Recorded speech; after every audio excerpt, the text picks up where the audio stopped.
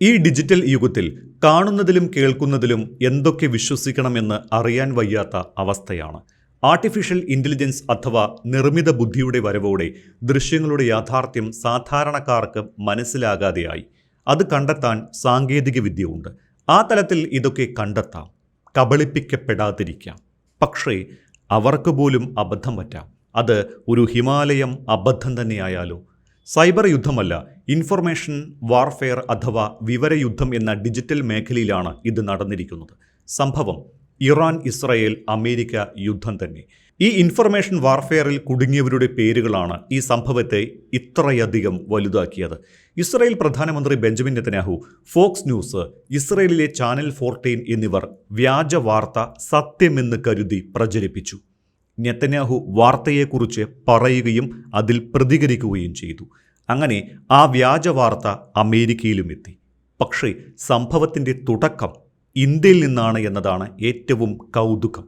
ഇറാന്റെ ആണവായുധ പദ്ധതിയെക്കുറിച്ച് IRGC commander in chief Ahmad Vahidi നടത്തി എന്നാരോപിക്കപ്പെടുന്ന ഒരു പരാമർശമാണ് ഇസ്രയേലിലെ ചാനൽ 14, പ്രധാനമന്ത്രി ബെഞ്ചമിൻ നെതന്യാഹു, അമേരിക്കൻ വാർത്താ ചാനലായ ഫോക്സ് ന്യൂസ് എന്നിവർ ഏറ്റുപിടിക്കുകയും ഐക്യരാഷ്ട്രസഭയിലെ അമേരിക്കൻ പ്രതിനിധി അത് പങ്കുവയ്ക്കുകയും ചെയ്തത്.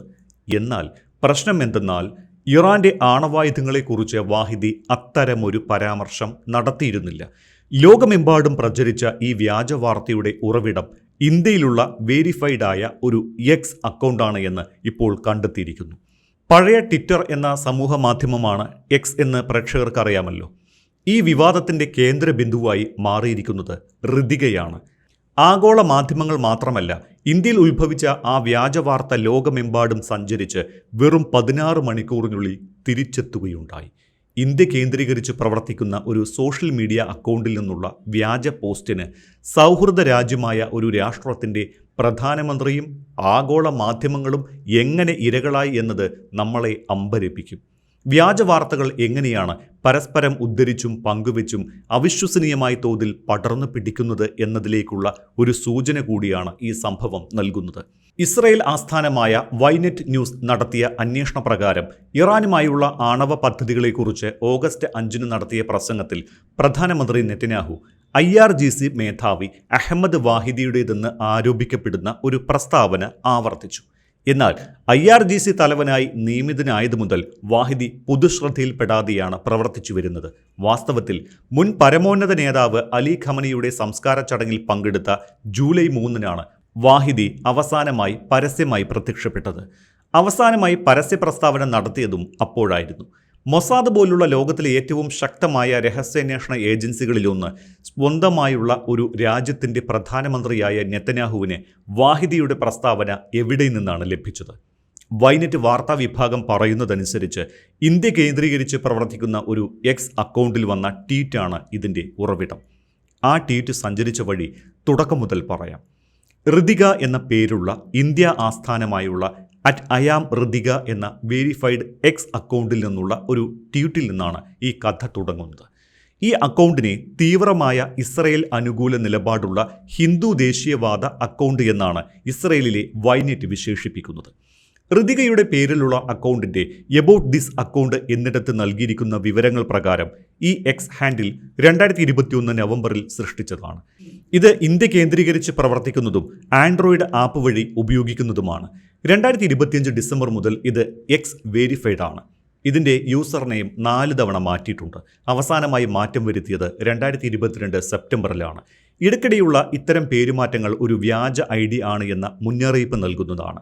ഋതിക എന്ന അക്കൗണ്ടിൽ വന്ന പോസ്റ്റിൽ വാഹിദിയും പശ്ചാത്തലത്തിൽ സ്ഫോടനങ്ങളും കാണിക്കുന്ന ഒരു ജിഫ് ഉണ്ടായിരുന്നു. IRGC സുപ്രീം കമാൻഡറുടേതായി ഹിന്ദിയിലുള്ള ഒരു ഉദ്ധരണിയും അതിലുണ്ടായിരുന്നു.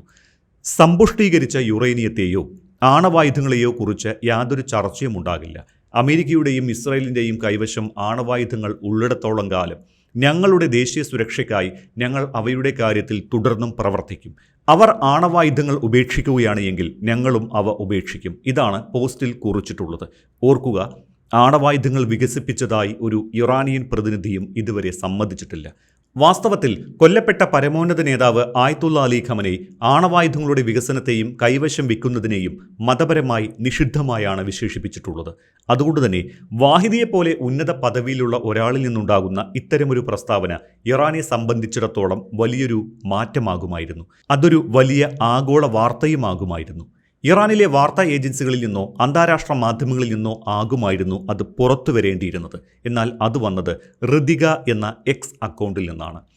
കഥയിലേക്ക് തിരികെ വന്നാൽ ഓഗസ്റ്റ് 5 രാവിലെ 9:14 ഋതിക എന്ന എക്സ് അക്കൗണ്ടിൽ ഈ പോസ്റ്റ് പ്രത്യക്ഷപ്പെട്ടത്.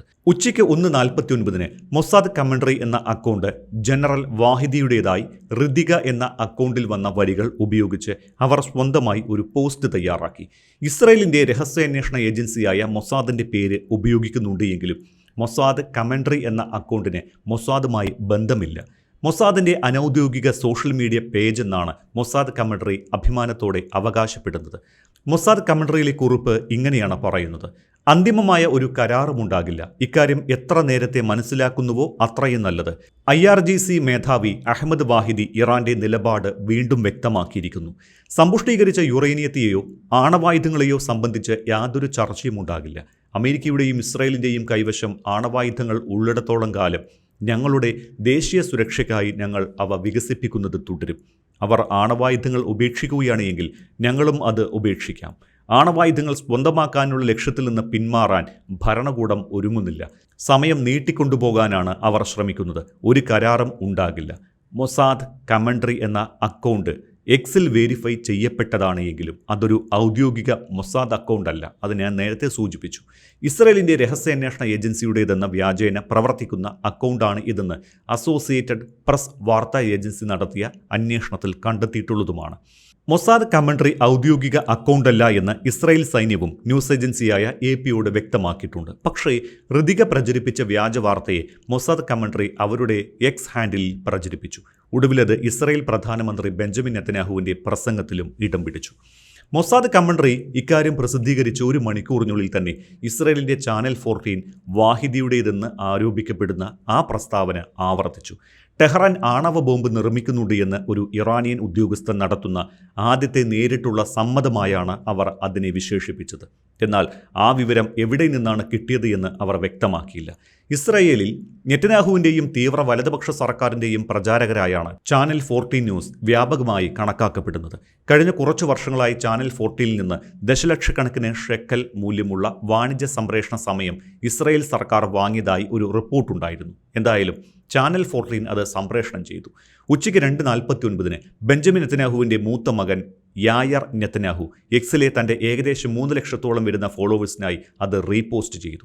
പ്രധാനമന്ത്രിയുടെ ഏറ്റവും അടുത്ത വ്യക്തികളിൽ ഒരാളാണ് യായർ നെതന്യാഹു. പ്രധാനമന്ത്രിയുടെ തീരുമാനമെടുക്കൽ പ്രക്രിയയിൽ അദ്ദേഹവും മാതാവ് സാറ നെതന്യാഹുവും വലിയ തോതിൽ ഇടപെടുന്നുണ്ട് എന്ന് നിരവധി റിപ്പോർട്ടുകളുണ്ട്. സോഷ്യൽ മീഡിയ അക്കൗണ്ടുകളിലൂടെ തീവ്ര വലതുപക്ഷ രാഷ്ട്രീയവും വ്യാജ വാർത്തകളും പ്രചരിപ്പിക്കുന്നതിൽ കുപ്രസിദ്ധനാണ് നെതന്യാഹുവിൻ്റെ മൂത്ത മകനായ യായർ നെതന്യാഹു. നെതന്യാഹുവിൻ്റെ ലിക്വിഡ് പാർട്ടിയിലെ പല അംഗങ്ങളും പല കാര്യങ്ങളിലും യായറിൻ്റെ അംഗീകാരം തേടാറുണ്ട് എന്ന് മിഡിൽ ഈസ്റ്റ് ഐ പത്രം റിപ്പോർട്ട് ചെയ്തതുമാണ്. യായർ നെതന്യാഹു ആ വ്യാജ വാർത്ത ഏറ്റെടുത്തതോടെ പ്രധാനമന്ത്രി ബെഞ്ചമിൻ നെതന്യാഹുവും അത് ഏറ്റെടുത്തു. ജെറുസലേമിലെ മൗണ്ട് ഹെർസലിൽ നടന്ന ഔദ്യോഗിക ചടങ്ങിൽ നെതന്യാഹു പറഞ്ഞത് ആണവായുധ വികസനം തുടരാനുള്ള ഇറാന്റെ ഉദ്ദേശം IRGC കമാൻഡറായ വാഹിദി വ്യക്തമായി പ്രസ്താവിച്ചതായി ഇന്ന് നമ്മൾ കേട്ടു. ഇസ്രായേൽ പ്രധാനമന്ത്രി എന്ന നിലയിൽ മുന്നോട്ടു പോകാൻ ഞാൻ ദൃഢനിശ്ചയം ചെയ്തിരിക്കുന്നു. ഇറാൻ ആണവായുധങ്ങൾ സ്വന്തമാക്കുന്നത് തടയാനും ഞാൻ ഉറച്ച തീരുമാനമെടുത്തിട്ടുണ്ട് എന്നാണ്. നെതന്യാഹു പ്രസ്താവന നടത്തിയതിന് പിന്നാലെ അമേരിക്കയിലെ പലരും ആ നിലപാട് ഏറ്റുപിടിച്ചു. ഐക്യരാഷ്ട്രസഭയിലേക്കുള്ള US അംബാസഡറായ Mike Waltz channel 14 report repost ചെയ്തുവെങ്കിലും പിന്നീട് അത് നീക്കം ചെയ്തു. US യാഥാസ്ഥിതിക നിരീക്ഷകനായ മാർക്ക് ലെവിനും ഈ റിപ്പോർട്ട് റീപോസ്റ്റ് ചെയ്തിരുന്നു. അമേരിക്കയുടെയും ഇസ്രായേലിൻ്റെയും കൈവശം ആണവായുധങ്ങൾ ഉള്ളിടത്തോളം കാലം ഇറാൻ ആണവായുധങ്ങൾക്കായുള്ള പ്രവർത്തനങ്ങൾ തുടരുമെന്ന് ജനറൽ അഹമ്മദ് വാഹിദി പ്രഖ്യാപിച്ചതായി ഫോക്സ് ന്യൂസും റിപ്പോർട്ട് ചെയ്തു. യാക്കോവ് ബാർഡുഗോ, അവിഷായ് ബെൻഹൈം എന്നിവരുൾപ്പെടെ നെതന്യാഹുവുമായി അടുത്ത ബന്ധമുള്ള മാധ്യമപ്രവർത്തകർ ഇസ്രായേൽ ടെലിവിഷനിൽ പ്രധാനമന്ത്രിയുടെ മുന്നറിയിപ്പ് ആവർത്തിച്ചതോടെ ആ പരാമർശം ഇസ്രായേൽ മാധ്യമങ്ങളിൽ പ്രചരിക്കുന്നത് തുടർന്നു. അതേസമയം ഋതികയുടെ പോസ്റ്റ് ഉപയോഗിച്ച മൊസാദ് കമന്ററി എന്ന എക്സ് അക്കൗണ്ട് നിലപാട് മാറ്റി. ചാനൽ 14 ആണ് തങ്ങളുടെ ഉറവിടമെന്ന് മറ്റൊരു പോസ്റ്റിൽ അവർ അവകാശപ്പെട്ടു. മൊസാദ് കമൻട്രിയിൽ നിന്നാണ് ചാനൽ 14 ആ വാർത്ത എടുത്തത് എന്നത് വിരോധാഭാസം മാത്രം. എന്നാൽ വാർത്ത കറങ്ങിത്തിരിഞ്ഞ് ഇന്ത്യയിൽ തന്നെ തിരിച്ചെത്തി. ഇസ്രായേലി മാധ്യമങ്ങളെ ഉദ്ധരിച്ച് ഡൽഹി ആസ്ഥാനമായുള്ള വാർത്താ ഏജൻസിയായ ഏഷ്യൻ ന്യൂസ് ഇന്റർനാഷണൽ അഥവാ ANIയും ഈ വാർത്ത റിപ്പോർട്ട് ചെയ്തു. എന്തായാലും ഇതിൽ നിന്ന് പ്രധാനമായും ഒരു കാര്യമാണ് മനസ്സിലാക്കേണ്ടത്. ഇന്റർനെറ്റിലും സോഷ്യൽ മീഡിയയിലും കാണുന്ന ഏത് വിവരവും എപ്പോഴും വസ്തുതാപരമാണോ എന്ന് പരിശോധിക്കണം. ഇന്ത്യയിൽ നിന്നുള്ള ഋതിക എന്ന് സ്വയം വിശേഷിപ്പിച്ച ആ വ്യക്തി, അത് ആരായാലും ശരി, നിരവധി മാധ്യമങ്ങളെയും ഒരു പ്രബല രാജ്യത്തെ നിലവിലുള്ള പ്രധാനമന്ത്രിയെയും ഒരുപോലെ കബളിപ്പിക്കുന്നതിൽ വിജയിച്ചു എന്നത് മറക്കാനാകില്ല.